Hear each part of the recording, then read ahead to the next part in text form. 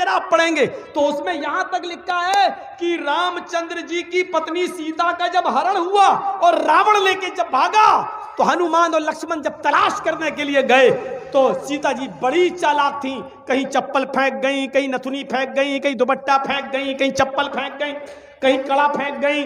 हनुमान एक एक चीज, ये चप्पल किसकी है? लक्ष्मण कहते मेरी भाभी की है, सीता की। चलो इसी रास्ते से ले गया। और आगे के दुपट्टा मिला, ये दुपट्टा किसका है? कहा ये दुपट्टा भी मेरी भाभी का है, सीता का। चलो और आगे चलो, इसी रास्ते से लेकर गया।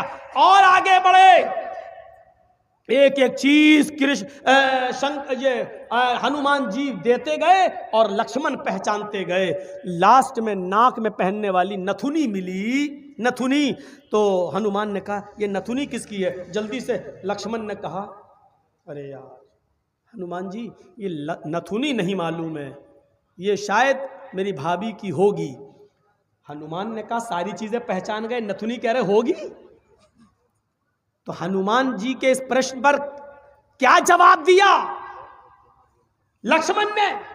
हनुमान जी ये नथुनी अगर मेरी भाभी की थी भी तो मेरी भाभी नाक में पहनती थी, इसलिए मैं नहीं पहचान पा रहा हूं, क्योंकि मैंने आज तक अपनी भाभी का चेहरा नहीं देखा। कहा क्यों? कह रहे वो मेरी भाई की पत्नी है सीता, मेरे भाई की राम की पत्नी है। मैं कौन होता हूं उसको देखने वाला, उस पर नजर डालने वाला, उसके चेहरे को देखने वाला? गौर करो, रामचंद्र जी के भाई लक्ष्मण ने अपनी सगी भाभी सीता जी का चेहरा नहीं देखा, देवर ने भाभी का चेहरा नहीं देखा। ये हिंदू धर्म की मनुष्य आज वाल्मीकि रामायण आज तक कह रही है, आज तक ये सबसे पुरानी रामायण है वाल्मीकि की, जो 2000 साल पहले लिखी गई है। आज तक उसके अंदर ये लिखा है कि राम के छोटे भाई लक्ष्मण ने सीता का चेहरा नहीं देखा। आज भी बहुत सी सभ्य समाज की स्त्रियां जब ट्रेनों में हिंदू की सफर करती हैं तो आप देखिए साड़ी पहनकर ऐसे लंबा घूंघट ऐसे मार लेती हैं, चेहरा नहीं खोलती हैं वो ट्रेनों में और बसों में। आज भी सभ्य समाज की उसी वाल्मीकि रामायण पर अमल करते हुए वो किसी को अपना चेहरा दिखाना गवारा नहीं करती। अल्लाह की मार ऐसी पड़ी, कल तक जो पर्दे का चेहरा छिपाने का मजाक उड़ाते थे, आज अल्लाह ने सबके चेहरे छिपवा दिए। छिपाओ, डालो मास्क अपने मुंह पर। बहुत बंदरियां बनी फिरती थी अमेरिकन, चुड़ैल जैसे मुंह ले भेजे। ये खूबसूरत होती थोड़ी है आपको जैसा लगता है। अगर बारिश हो जाए ना सड़क पर बाजारों में तो इनका सारा क्रीम और पाउडर धुल जाएगा, इनकी औलाद इनको नहीं पहचान पाएगी कि मेरी अम्मा कहाँ गई। आप जिनके पीछा कर रहे हैं ये तो लिपस्टिक और क्रीम और पाउडर से लगती है 60 साल। आपको यकीन बता, मेरे इलाके का वाकया बता रहा हूं मैं आपको। 60 साल की बुढ़िया ने पहन लिया बुर्का, और खूबसूरत बुर्का, डिस्को बुर्का, फूल उल चढ़े हुए। अब 60 साल की बुढ़ी बेचारी चल रही है, बुर्का देखकर एक नौजवान उसका पीछा करने लगा। इतना खूबसूरत बुर्का था वो, नौजवान उसका पीछा करने लगा, चलने लगा। इसने पीछे मुड़ के देखा कोई लड़का मेरा पीछा कर रहा है, और लड़का ये समझा कि धीरे धीरे चल रही है, शायद मेरी वजह से लाइन दे रही है। वो अपने बुढ़ापे की वजह से धीरे धीरे चल रही थी, कमजोरी की वजह से। लड़का समझा लाइन दे रही है। थोड़ी देर के बाद जब ये आगे पहुंचा, लड़का और औरत वो बुढ़िया समझ गई कि ये कमीना मेरे पीछा कर रहा है, तो उसने नकाब खोल दिया। खूबसूरत नकाब, बोल बूढ़े लगे, नकाब खोल के कहती बेटा मेरा पीछा क्यों कर रहा है, मैं तो तेरी अम्मा की उम्र की हूँ।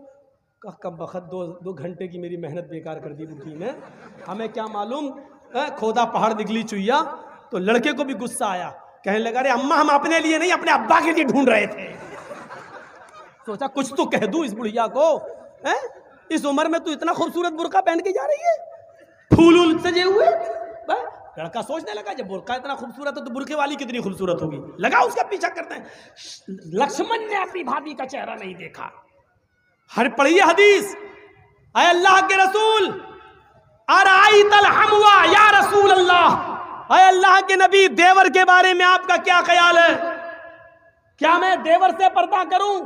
एक ही घर में होते हैं, देवर और जेठ का आना जाना रहता है, हमारे अपने रिश्तेदारों का आना जाना रहता है। आए अल्लाह के नबी क्या मैं देवर से भी पर्दा करूं? अल्लाह के नबी का जवाब ये था, हाँ दूसरों से पर्दे में कुछ कमी हो जाए तो चलेगा, दूसरों से पर्दे में कोई कमी हो जाए तो चलेगी, लेकिन देवर से पर्दे में कमी नहीं होनी चाहिए। अलहमुल मौत, देवर तो भाभी के लिए मौत है, देवर तो भाभी के लिए मौत है। जिस देवर से सबसे ज्यादा पर्दा है, आज हमारी औरतें, हमारी माँ बहनें देवर से ही सबसे ज्यादा खुली होती हैं। जो मजाक शौहर से भी नहीं करती वो देवर से कर लेती हैं। और एक हम हैं, भाभी को घर पहुंचा दो, अपने छोटे भाई को कह रहे हैं भाभी को घर पहुंचा दो। और ऐसे ही ससुराल में हमारा हाल है। ससुर कह रहा है बेटा अपनी साली को जरा स्कूल छोड़े आओ। मामले दोनों तरफ से गड़बड़ हैं। हमने अपने भाई पर इतना भरोसा कर लिया। सऊदी अरब का वाकया सुने हो ना, जद्दा वाला। एक औरत बेचारी दर्द से कराह रही थी, दर्द से, और जद्दा के टैक्सी ड्राइवर बेचारा, उसको कोई कस्टमर नहीं मिला तो वो रुमाल मुंह पे डाल के लेटा हुआ था। जल्दी से औरत आई उसके पास, देखिए मुझे दर्द जे हो रहा है, बच्चे की पैदाइश की तकलीफ, जरा कोई करीब के हॉस्पिटल में लेके चलो, मुझे जल्दी से इलाज के लिए जाना है। ड्राइवर ने देखा, टैक्सी ड्राइवर ने, उसने कहा भाई औरत परेशान है, पेट बड़ा। उसने जल्दी से टैक्सी खोली, आओ बहन बैठो। उसने जल्दी से बिठाया और चल दिया। जद्दा के हॉस्पिटल में लेके पहुंचा और उसमें एंट्री होती है, तुम लेके आए हो? हाँ। लिख दिया।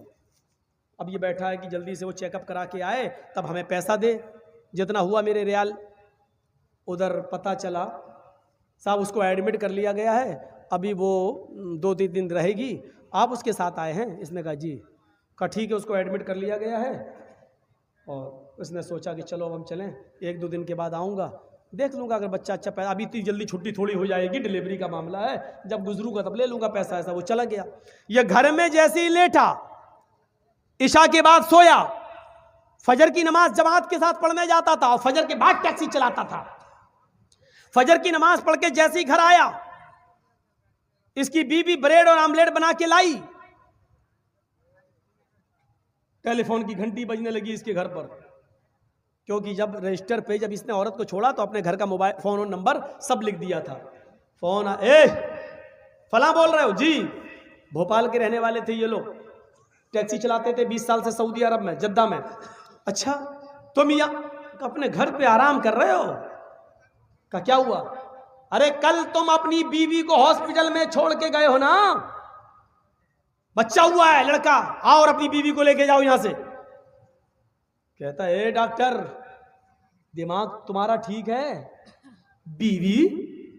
अच्छा हुआ ये फोन मैंने उठाया, कहीं मेरी बीवी ने उठाया हुआ होता तो कयामत आज ही आ गई होती। आ रहे हो या मैं पुलिस भेजूं तुम्हारे घर? जिस औरत को यहाँ एडमिट कराने आए हो उसने कहा वही मेरा शौहर था जो यहाँ छोड़ के गया है। मैं आ रहा हूं, तेरा सत्यानाश जाए चुड़ैल डाइन। उसने टैक्सी चलाई और धर से चलाता हुआ चला गया। कहने लगा क्या बदतमीजी है? उसने कहा तुम मुझे छोड़ के चले गए, तुम्हें शर्म नहीं आई? मैं कितनी परेशान रही। रोना शुरू कर दिया। औरत के आंसुओं में भी बड़ी ताकत होती है। वो कहने लगा ये क्या बदतमीजी है? डॉक्टर साहब ये मेरी बीवी नहीं है। डॉक्टर साहब नोक झोंक तो सब घरों में हो जाती है, थोड़ी सी लड़ाई हो गई, हमें यहाँ छोड़ के चला गया। नहीं मैं ये बेटा अरे मेरा नहीं है, चलो अपने घर के झगड़े अपने घर में खत्म करो, चलो। उसने कहा ऐसा है चेकअप कर लो। चेकअप कहा डीएनए टेस्ट करे। ये लड़का आदमी तैयार, कहने लगा ठीक है मैं डीएनए टेस्ट करूंगा। मामला इतना बढ़ गया कि डीएनए टेस्ट की नौबत आ गई। जब इसका ब्लड निकाला जाने लगा और लड़के का ब्लड, तब औरत क्या कहती है डॉक्टर साहब डीएनए टेस्ट कर लीजिए, लेकिन मशीन कभी कभी गलत रिपोर्ट भी दे देती है। अभी आदमी चिल्लाते हुए कहता चुप, गलत रिपोर्ट दे देती है। अभी पता चलता है 2 घंटे के बाद, 3 घंटे बाद जब रिपोर्ट आएगी, या 2 दिन 3 दिन के बाद, तब पता चलेगा। डॉक्टर साहब इसको यहीं रखिए, 2 दिन के बाद रिपोर्ट आएगी, मैं यहाँ हूं। 2 दिन के बाद गया, डॉक्टर साहब क्या आया? डॉक्टर साहब ने कहा बिल्कुल गलत, ये तुम्हारा बेटा है ही नहीं, जाओ। वो औरत पैर पे गिर गई। डॉक्टर साहब मैंने कहा था ना कि मशीन की रिपोर्ट कभी कभी गलत आ सकती है।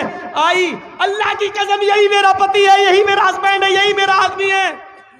डॉक्टर कहता है औरत नकले मत दिखा, चाट, ये तो इसका बेटा है ही नहीं, साफ साफ रिपोर्ट में आ गया ये बेटा किसी और का है, इसका नहीं है। वो कहने खूब रोई, डॉक्टर कहता मेरी बहन मैं तुम्हें कैसे बताऊं, इस आदमी की रिपोर्ट इतनी डेंजर है, इस आदमी की रिपोर्ट में तो ये आया है कि ये जिंदगी में कभी बाप बन ही नहीं सकता। तुम कह रही हो कि इसका बेटा ये तो बाप बनने के लायक नहीं है। अब इस आदमी का दिमाग खराब। क्या क्या कह रहे हो डॉक्टर? कहा तुम बाप नहीं बन सकते हो भाई, सॉरी।